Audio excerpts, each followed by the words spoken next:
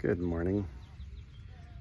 Just wanted to share this morning some of my own thoughts as I face the day and make decisions about how to use time and resources and energy. And I've realized that even though I tell myself that I'm creating my reality, and I tell myself that I'm accepting everything that I truly want and allowing it in, there's still parts of me that is not accepting of what I want.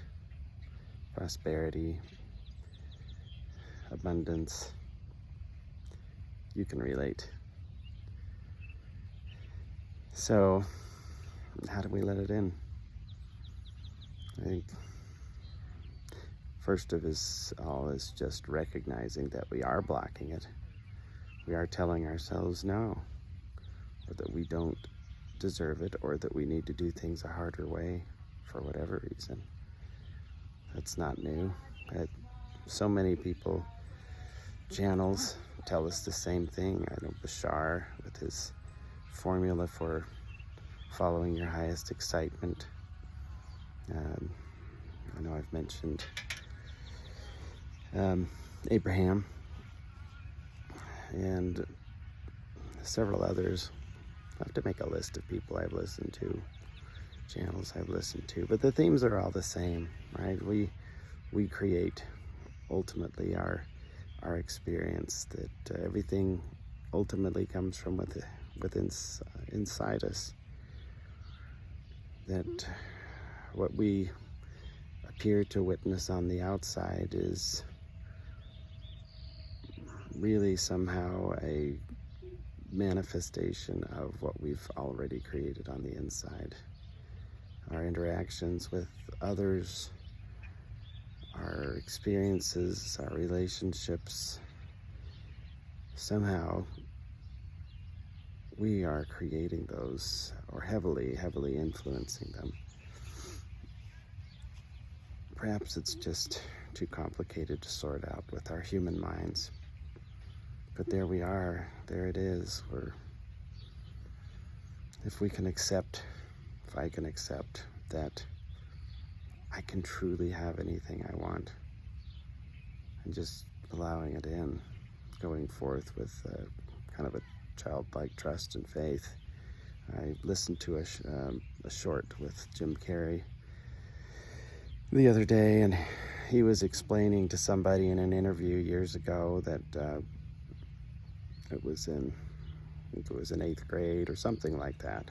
You can look it up, but he'd listened to one of his teachers say that she had an accent, an Irish accent, and he did a great job with it. But he just said that she said to the class at one point, "If I want something, I just pray to the Virgin Mary, and I'll tell her what I want, and then I commit to do something, and then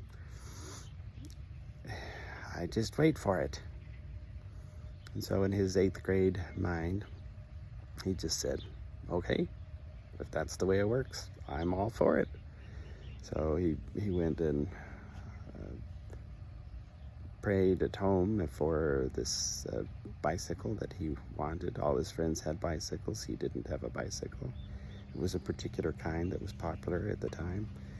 And prayed for it, committed to recite the rosary every day. And then, I don't know how long it was later, just a couple of weeks or something, he said that came home and his family was staring at him, and he didn't know what was going on, and went to his room. His brother came and got him and told him to come back out. And there in the living room was his bicycle that he wanted. Exact bicycle. Supposedly a Ranger bicycle or something. Anyway, it was what he wanted.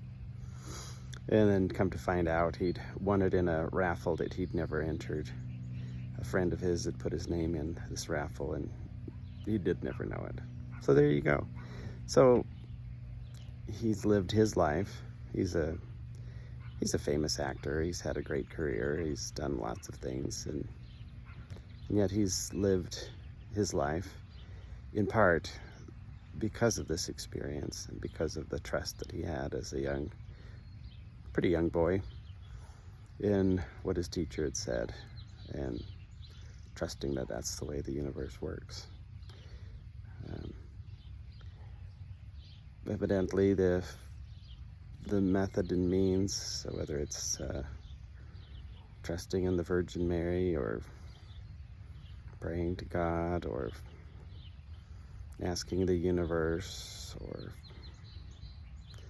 or Jesus or Buddha, I don't think it matters so much. It's just that faith and that trust that what we want will be realized, and the universe operates within the paradigm we allow it.